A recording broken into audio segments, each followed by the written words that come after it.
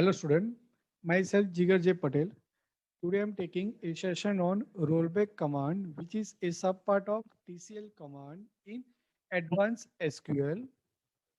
Objective of current sessions are use of rollback command, types of rollback command and use of save point command. So rollback. So rollback command is almost same like a undo operation of Microsoft Word, Microsoft PowerPoint or Notepad or anything. So wherever we are using a undo operation, what it does a undo operations of any unsaved transactions. So here rollback means canceling a transaction completely. It means what it is used to cancel the unsaved transaction. If we are saving any transactions with the help of commit command, then it cannot be cancelled with the help of rollback command. But if we have performed any transaction which is not saved permanently, then with the help of rollback command, we can cancel that transaction completely.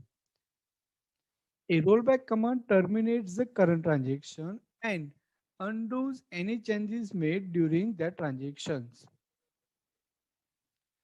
Oracle also perform auto rollback command in a situation like computer failure. Oracle automatically roll back any uncommitted works. It means if we are performing any transactions and at the same moment, suppose by any act our computer failure. So in that case, Oracle will automatically roll back that uncommitted work. Rollback can be done by two ways, fully rollback as well as partially rollback. So here, fully rollback command that will be performed with the help of rollback command only. While partially rollback command that will be performed with the help of rollback command as well as a save point command. So partially means we can undo any transaction partially, not fully. If we have performed any transaction which contains 4 or 5 statements and all the changes that are not saved in the database permanently. And if we want to unsave or undo last 2 or 3 operations, so that portions can be undo with the help of partially rollback command, but it requires one save point. Now, fully rollback command. So fully rollback command is performed with the help of rollback command. Syntax, we have to write down rollback command in a SQL prompt like a commit command. And whenever we are performing a rollback command, it will give the output as a rollback complete. It means whatever our transaction that is not saved permanently in a database that will be removed from the database.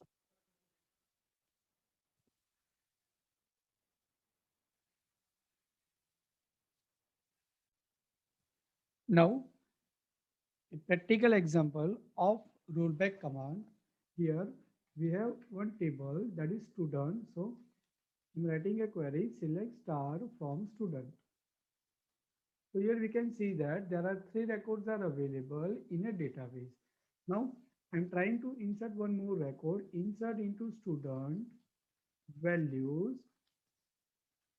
enrollment number that is 504, then name that is 1 and semester that is 4. Now you can see that one row is created. Now again I'm writing a query, select star 4 record. First 3 records are permanently saved in a database, while a last record that is not saved permanently in a database. After that again I'm writing one more query, insert into student values 505, then name Hanuma, then semester 4. Again, one record is created. Again, I am writing the same query, select star from student. Now, we can see that total 5 records are available, but out of 5 records, first three records that are saved permanently in a database, while the last 2 records are not saved permanently in a database. Now, If I want to remove all two records which are not saved in a database, so in that case, I can use a query rollback. If I'm executing a rollback command only, then it will perform a fully rollback. It means it will undo the uncommitted or unsaved transaction. So here my unsaved transaction is record number 504 and 505. So these two records are my unsaved transaction. So as soon as I'm executing this command, both the records will be removed from the database. So let's see. So here we can see the message rollback complete. Now, again I'm writing select star from student. So by this way, we can remove unsaved transaction from the database. Okay. Now, another example. Again, I'm inserting a record. Insert into student values, then 504, then another name that is Ashwin. Now semester that is 4. Now, if I'm executing select star from student, so here we can see that four records are exist. Now, if I want to save these four records permanently in a database, so in that case, I have to write down commit. Okay. So now here commit completed message, we can see that. So these four records are now saved permanently in a database. So now again, I'm adding one more record. Insert into student values 505, then name that is just split. Now semester that is 4. Again, I'm writing my select star from student query. So we can see 5 records are exist, but out of these five, first 4 records are saved permanently in a database. While the last record that is not saved permanently in a database. Now, again, I'm executing a query rollback. So it will undo the unsaved transaction. So in this case, a record with enrollment number 505 that is unsaved. So it will be removed from the memory. So as soon as I'm executing a query, select star from student. So we can see only 4 records 501, 502, 503, and 504. So by this way, we can use a fully rollback command. Now, save point command or partially rollback command. The partially rollback is performed with the help of rollback and save point command. Now, save point is almost same like a checkpoint or a checklist. It saves a particular transaction at that point where it is used, and it is used to partially save the transaction. So whenever we are using a save point, at the same moment, that transaction is temporarily saved in the database, not permanently. Okay. And at the same point, it also create one point that is known as a save point. So if we want to roll back from that point, so that can be done with the help of save point command.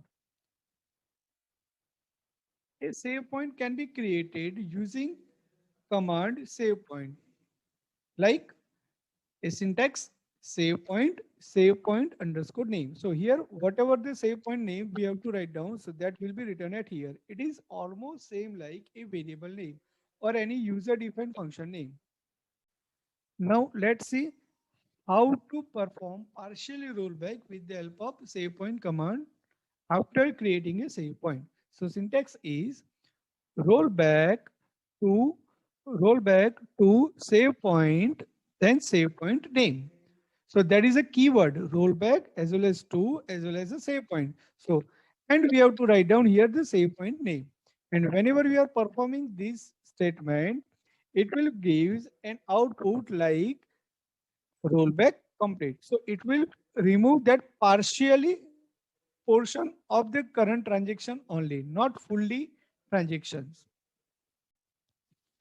Now let's see a practical example of partially rollback with the help of save point and commit command. So here I'm logging with my system user. Now I'm writing a query select star from student. So here you can see that there are 4 records exist in our database.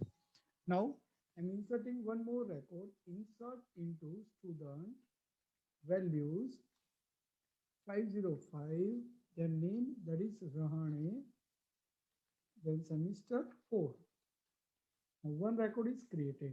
Now after that I have to create a save point. So how we can create a save point? So save point is created with the help of save point keyword. So save point S1. So my save point is created after a record 505. So select star from student. So here we can see that there are 5 records are available, but out of 5 records, first 4 records that are saved permanently in a database, then I have added one more record with the enrollment number 505. Now that is partially stored or saved in a database. After that, I have created save point S1. Okay, so it is almost same like this. So here we can see that in a light orange color, 4 records are available. After that, I have added this record 505 Rahane, then 4. That is partially saved in a database. After that, I have created a save point S1. Okay, so right now we are at here. Now I'm adding one more record, insert into student values 506, name as a Pujara, then semester 4. Now we have added a record number 6. So select star from student. So total 6 records are available. So after record number 505, I have added a save point S1. So save point is available between 505 and 506. Then I have added one more record 506.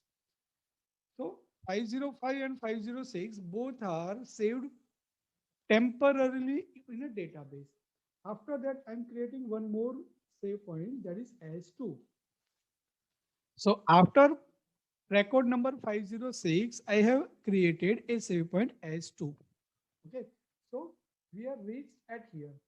Now after that, again I'm adding one more record, insert into student values 507 only, then 4. So total 7 records exist in my table student. Out of 7 records, first 4 records that are saved permanently in a database, while last 3 records that are not saved permanently in a database. But after record number 505, I have created save point S1. After record number 506, I have created save point S2. Then I have added a record 507. Okay, so the actual representation is like this. Now, if I want to remove this record 506 and 507, then in that case, I have to write down roll back to save point S1. So after record S, after a save point S1, whatever the records we have added, so that will be removed from the database. So these 2 records will be removed from my database. But if I'm writing roll back to save point S2. So after save point S2, I have added only one record. So that is 507 and 4. So that record will be removed from the database. While 505 and 506 both are remain present in my database. Okay. So now let's see practically. Here I'm writing roll back to save point S2. So save point S2. So S2 is created after record number 506. So we can see the message rollback complete. Now suppose I'm writing select star from student. So in that case, last record will be removed. So that is, you can see that 507 colon 4 that is removed from my database. Now again, if I'm writing rollback to save point S1. So again, we can see the message rollback complete. So save point S1 that is created after a record 505. So in that case, 506 Pujara and 4 that record will be removed from our database. Student. Okay. And suppose I'm writing only rollback, so it will remove all the unsaved transactions or all the unsaved records from the database. So by this way, we can use partially rollback as well as a fully rollback in our database.